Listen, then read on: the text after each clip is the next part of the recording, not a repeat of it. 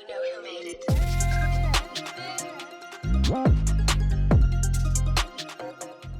Hello and welcome to the See Me Be Me podcast. On today's episode, we are joined by Reianna Shakil, who is the founder and CEO of Studio ZRX. Welcome to the podcast, Reianna. Thank you for having me. So, Reianna, tell us about Studio ZRX and what gave you the idea to create it. So Studio ZRX is my design practice. So it's a professional space for me to design and create and put my work out there. And it was birthed from a place of frustration, actually, with not being able to find my feet in the industry after graduating. So I created my own opportunity. That's sort of where it came from. And what industry is that? Design. So industrial Design. design. Yeah. Yeah. And you do stuff around circular design, which is what it's all about being eco-friendly. Is that correct? Yes. Being Yeah. conscious about how you create things and making sure that at the end of its life, it doesn't just go into landfill. Things go back into the system. And what sort of objects are you designing and then creating? So at the moment, I've got a product, so like a domestic small appliance, and I have a rocking chair that I am also working on. There are a few biomaterial ideas as well, sort of in the works in the background. But yeah, I've got lots of concepts. To be honest, it's just a case of kind of getting them out there. But one of your main ones is looking at redesigning the hairdryer. Am I correct? Yes, that's the big one. And how does your design reimagine the hairdryer? Is it slicker? Is it smaller? Yeah, so this is a 3D like prototype model that I've got. So the concept is you pick it up, press the button, dry your hair, and then it's cordless, it's rechargeable, it sits in the dock and it recharges. And it's designed to have an aesthetic as well, so it can sit on your vanity. It's not something that, like common hair dryers, they're really ugly and you have to wrap up the cable and shove it in the drawer because out of sight, you don't want to see it. It's meant to be something that has its pride of place, and also something that's not designed to be shaped like a gun, like all other hair dryers, which are mainly, if not all of them, designed by men when women are the majority use case. But it's not taken into account like the female experience of using the product and drying your hair and styling at the same time. It's not really a very fun experience. So that's sort of where I went with that. One of the things I wanted to as well touch on from your bio, you're saying that you had the lived experience of ADHD. So how did this experience with ADHD influence your approach to design and entrepreneurship? That's a great time to ask that question, actually, because I got my diagnosis in my final year.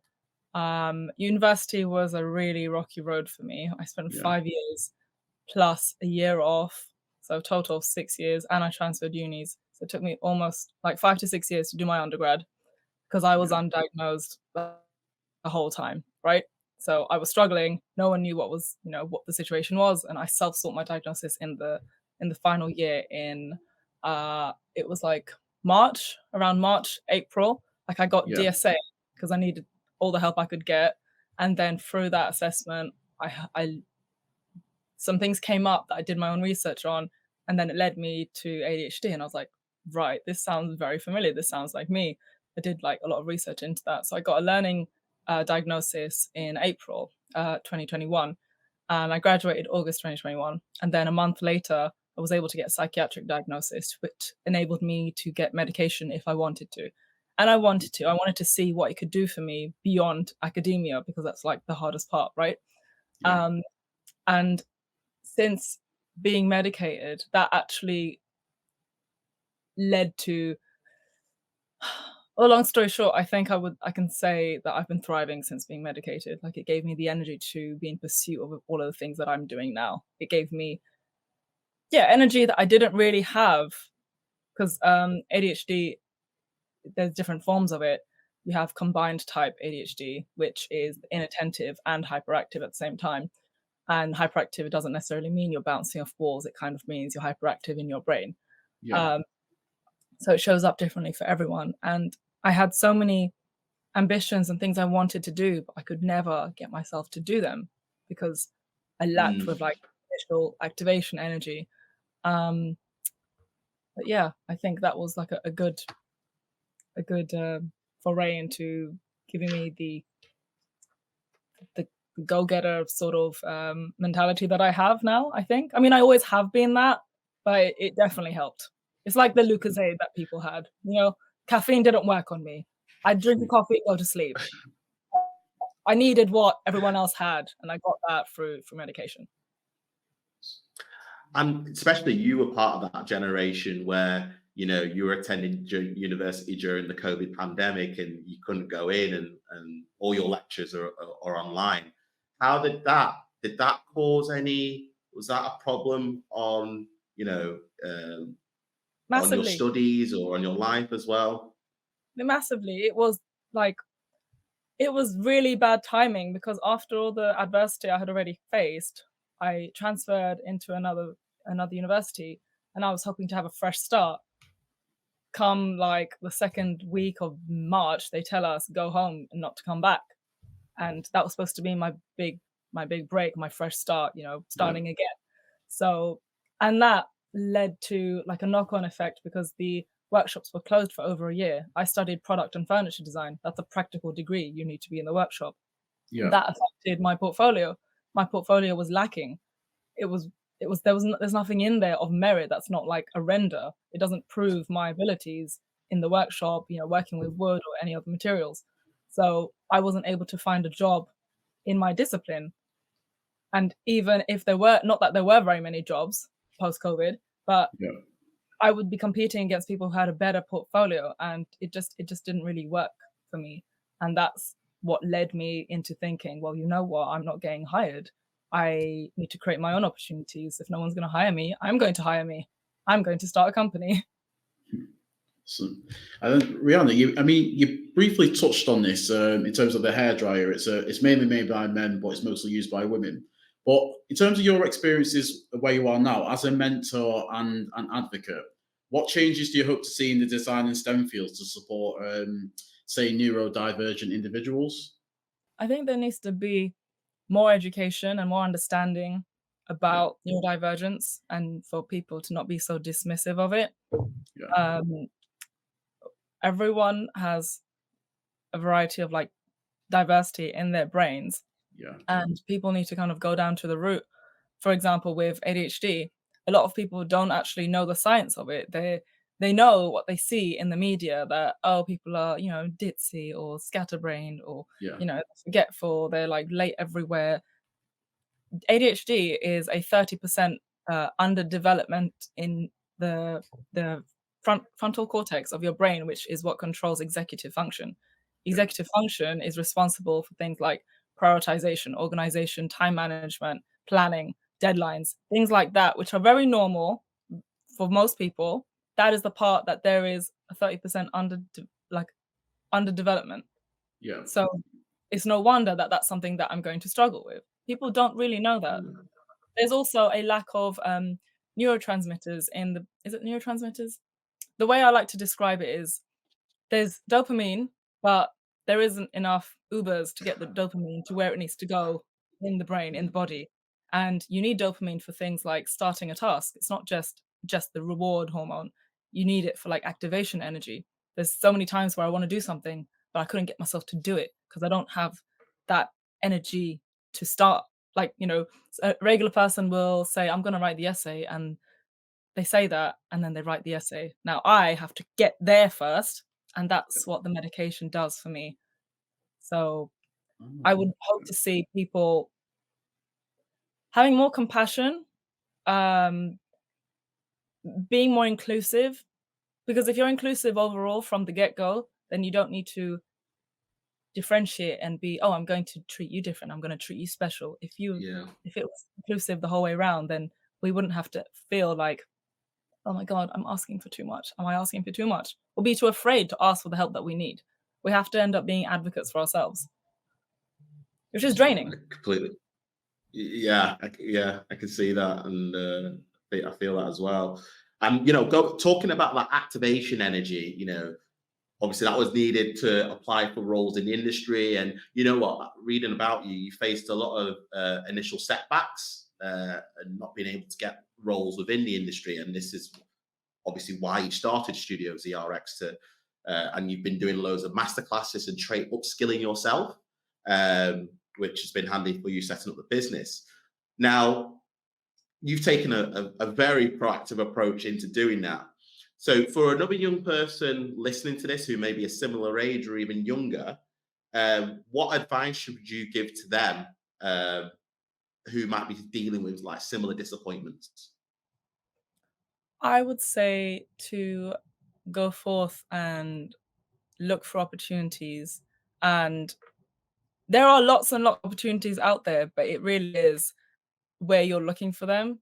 And the more you look for stuff, you'll get more of that in your feed. If you work with the algorithm, it will work for you. So Mm. for me, I was trying to recoup those skills that I didn't have when the workshops were closed. So when I graduated, I was looking for woodworking courses, like short-term courses, anything that was free or low cost, um, inductions. There were so many, like, I just wanted more and more practical, like skill set to get under my belt. Um, Yeah, I would say, like, putting yourself out there, really, really scouring the net, looking in different, boroughs as well, because some of these things are, like, capped for different regions, and then you're Mm. disadvantaged in a way. Um, Asking around, going to events, networking, all of this. Like, I was doing a mentoring event on Saturday, like, as, a mentor at the Design Museum, like a speed mentoring event with Ada, and, I found out about a different makerspace I had never heard of just through having a conversation at the end with one of the other mentors and mentees. So, I'm always learning in the process, and I think putting yourself out there, you get more knowledge than just sitting at home on your computer Mm. or, just you have to create opportunities for yourself, and if you have to go out and find them. Speaking of putting yourself out there, Rihanna, I believe last week you were featured as a speaker on the global web summit for Muslim ADHDers. So you're Yes. sharing your experience as a neurodivergent innovator.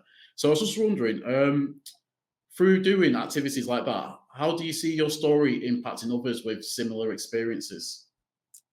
Um, well, I think with this one specifically, there can be a lot of, stigma in different cultures when it comes to mental health, Yeah. and the fact that I have had all of this adversity, and it's not to say that, my life is perfect or adversity doesn't come back, but to have all of that and then to be recognized by the government and get an award for a project that, was a D minus grade and have all of that struggle behind me, it kind Mm. of it should serve to inspire people who feel like they're not getting anywhere or that they're not capable because of their neurodivergent struggles. Because you have a lot of successful people actually are neurodivergent, like Richard Branson, for example, Michael Phelps, Simone Biles, Steve Jobs, Elon Musk. All these people are neurodivergent, and they've gotten very far in their careers. Now, I want to take it back to the design world. So, when you're designing, Rihanna, how do you balance experimental playfulness with functionality? That is a great question. So I find that it's very important to make things not just for them to look pretty, for them to actually have a function. They need to serve a function. Otherwise, you're creating rubbish, and then you're polluting the world, polluting the planet. We don't need to add things that are just unnecessary. So I'm also like quite playful in the way that I look at things, the way I experience things. Um, so it's just basically me being able to experiment with things, having that perspective, having that out of the box sort of input on something and seeing where I can go with it and making sure that it is something that is practical, that adds rather than just sits there. If it's if Yeah. it's if it's not adding to the experience, it's not really worth having. And how do you go about making sure that your designs, if they're turned into products, are ethical? Well, I'm still in the process of going down that route, but in terms Yeah. of ethical, I would say sourcing your materials. That's something that you need to look into. You need to look into the labor of sourcing materials or the labor on the production line.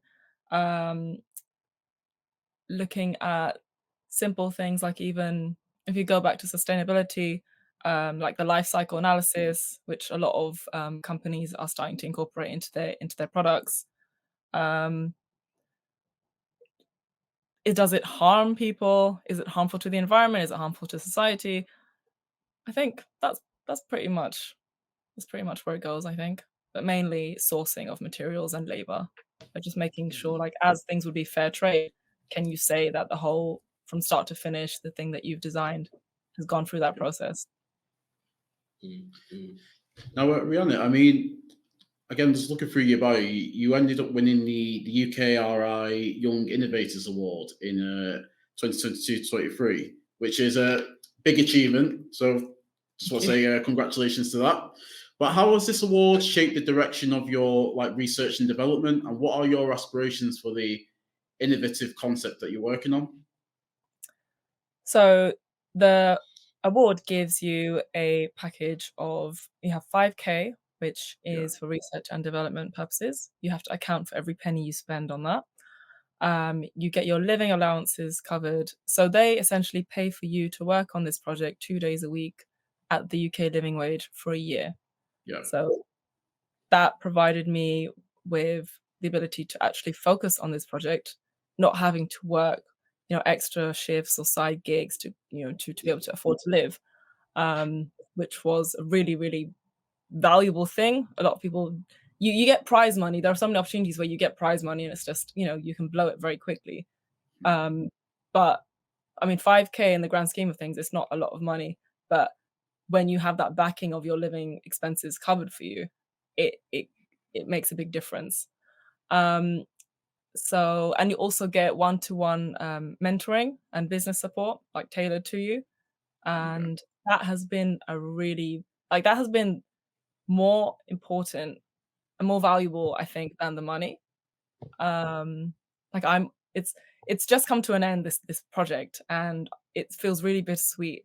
And I'm sad to not have my mentor and having like 2.5 hour meetings every week. Like that was very valuable to me, and you don't get that sort of thing everywhere. So it's been really, really good. In terms of the product that I'm developing, I redesigned a hairdryer. That is quite a ambitious project. 5K is not gonna go very far in, the grand scheme of things, but it has put me in a position where I've been able to have, like, a base, like, for my company, to have access to workshops, and yeah, co-working spaces at Makerversity, where my company is based in Somerset House, and, um a network of people. It's I've grown a lot in my confidence, in my nice, like my own personal growth. Just another example would be I had to file my company accounts um, last week. They were due today, so I was able to do that. I mean, I was dreading doing that because I thought it was going to be really terrifying and scary. But yeah, because being on the program, we had to do our expenditure, we had to do our accounts. I've never been in a position where I've had to do that sort of thing. And we had to do it like every quarter and write down every penny that we've spent and then do the claims in the innovation portal online. yeah, It's all, official gov.uk portal website sort of thing. So that's now given me good habits. I've learned a lot on the business side. I've been exposed to so much, and yeah. yeah, it's been really great. It's been a great entry point into taking this product forward, and I actually never thought this product was gonna be a thing. I thought it was gonna stay university concept that was graded a D-. I did not anticipate I mean, I'm not even an electrical engineer. I'm not an engineer. I didn't do electronics, but I'm somehow developing a product that competes for the market share of Dyson. One of the achievements that you've done in the last well, almost 2 years now is that you pitched in a number of competitions and got in front of a panel of people.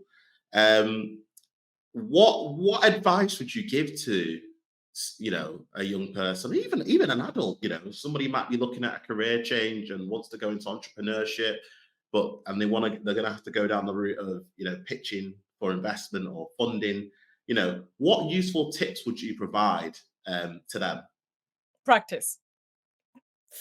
Practice, practice, practice. I have been caught out so many times because of poor time management and not allocating the time for the practicing.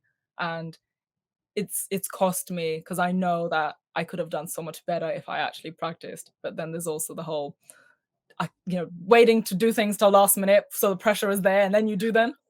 But practice goes a long way, and participation goes a long way as well.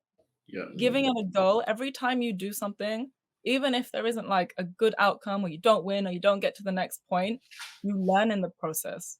Like every opportunity is a learning opportunity. And you can like only go up, like failing upwards.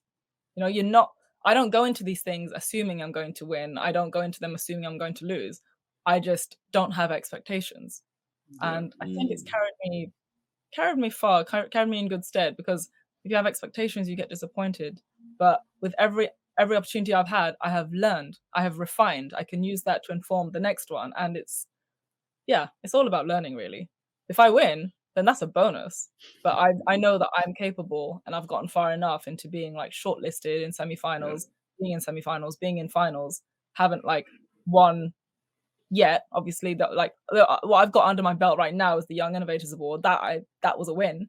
But you can only grow and learn from the experience.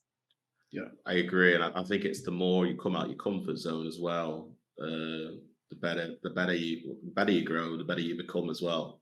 And I remember there was an opportunity that I didn't take up because I didn't feel like I was ready for it, and I think it was about pitching my business. That was when I did the Bayes Business School, like the first pitching opportunity that they gave us. I felt intimidated by the people around me. They were doing stuff in like AI and the blockchain space, and I was the one person who actually had a tangible product that I could, pass around and people could look at. And it was foolish of me to kind of back out and thinking I wasn't good enough against these other people. These other people are entirely different age. These other people have probably done degrees in that field, in that specialism. So that doesn't negate my experience. And then I ended up taking part in the next opportunity that came up. I was a finalist and I got a certificate for Investors' Choice for the best pitches. So I proved to myself, like I doubted myself, and then actually it turns out you are good at these things. Yeah. But you have to give yourself the space to show yourself that you are. Absolutely. And then Reianna, I wanted to touch on your activities, like your outreach activities. So like how we met at the Big Bang Fair. So when you're doing volunteering activities such as Big Bang Fair or even being a competition judge with Engineering UK, what is the sort of impact that you have on young people in these sort of activities? I think a lot of the time the biggest impact I have is like a visual one. Yeah. It validates other people from the perspective of diversity because, I am a British Bangladeshi female. Yeah. So I'm South Asian. I've got bright orange hair, and hair aside, my skin tone, it allows other people who are also, other people of color to see that, okay, this is not just, a whitewash space. This is a space that people like her are in. Yeah. And I think that's I think the biggest thing for me. And I'm proudly neurodivergent. I'm proudly, a person of color.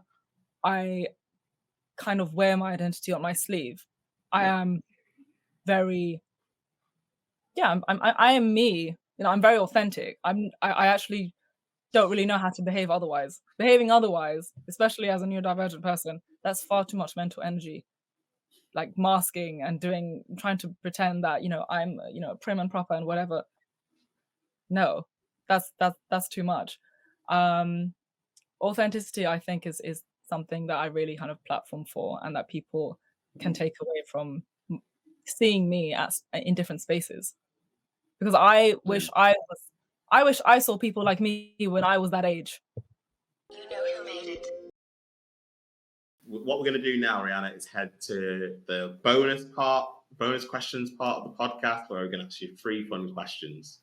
The first one being, if you could throw a dinner party tonight and invite 3 guests from the past or the present, who would they be? That is a hard one. I think the first one would be my late grandfather. Okay. Because he was the one person in my family who had a creative path. He was an interior designer and graphics designer as well. And when I was 7 years, he passed away when I was 7 years old. And at that time, I was in pursuit of medicine. I wanted to be a pediatrician. And I wish he could see how far I have come. I wish he could see the traction I have made in like my journey, my struggle. I think perhaps one of my tutors from university, maybe one of those who gave me a D-, just to be like, yeah, I've taken your D- and I ran with it, and I've gotten quite far with that. So thank you for that D-. It's become part of my origin story. And you see, I should probably say someone in the field, someone in the design field. I feel like that would be the most natural thing to say. I have a lot of people who I look up to, a lot of sort of design heroes, I would say.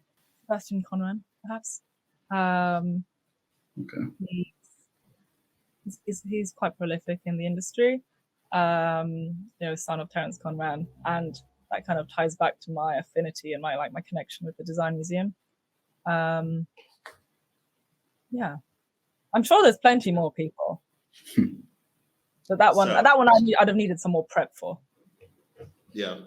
So this second question, I feel like I already know the answer, but I might be surprised. So if you could collaborate on a project, to innovate on a new product, who would you choose and what would you create? Who would I choose?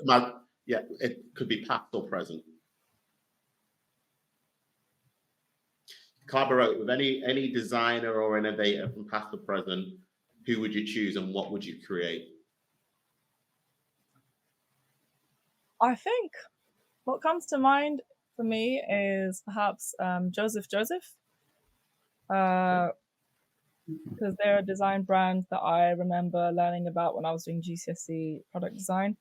And I designed a product that was that fits into, it wasn't like industry work, like designing something for them, but it was something that would fit into the sort of products that they put out there, which are mainly like in the kitchen and home organization, like prep and that sort of thing, just making life easier in that respect.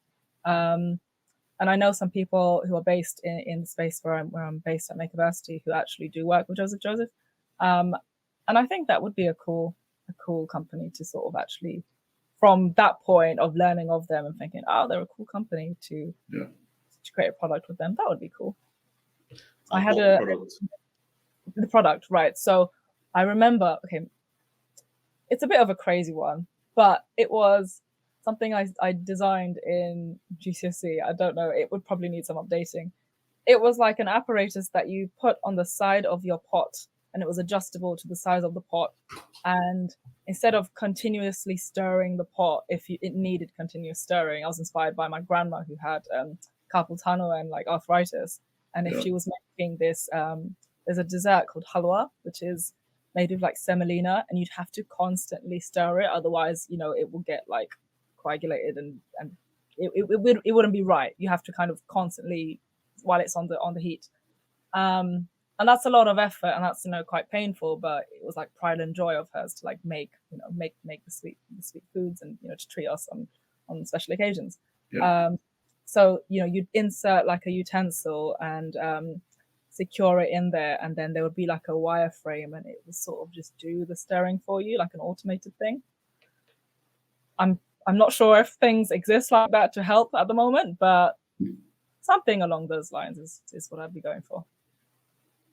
Excellent. I'll have to see if I can find a South Asian shop and see if I can try one of those. It's like a dessert, is it? Yes, it's called halwa. Yeah. There's many different varieties of halwa, but yeah, we can talk about that another time. We can have a whole conversation. So we're now at the end of the podcast, and it's flew by. But what we like to do now is a chance for our guests just to plug, you know, their brand, social media links, website, YouTube, whatever. If you write a book, you name it, this is your opportunity. Take it away, Reianna. So my social media, it is a work in progress. I have much to do with it, but my Instagram handle is Studio ZRX. And I'm quite active on LinkedIn, so you can connect with me there. That's just Reianna, LinkedIn, the whole link, /Reianna-Shakil. And yeah, I have a website also that's under construction. It's studiozrx.com, but these things are all in the works, and I am active on my Instagram as well. I share what I do there. But yeah, I think keeping abreast of anything that I do, I'm usually going to shout about it on LinkedIn, like any speaking opportunities, speaking engagements, podcasts. When this drops, I will be telling everybody on the LinkedIn. Well, anyway, Reianna, thank you so much for being a guest on the See Me Be Me podcast. I'll definitely have to get you back on in a future episode, maybe a year or two from now, when the hairdryers successfully raised funding and it's on the shelves, or prototype, full working prototype is there. That is a beautiful thought. Thank you very much. Really appreciate it. Thank you so much for having me, Blair, for having me, Niall as well. It's been lovely. Thank you so much.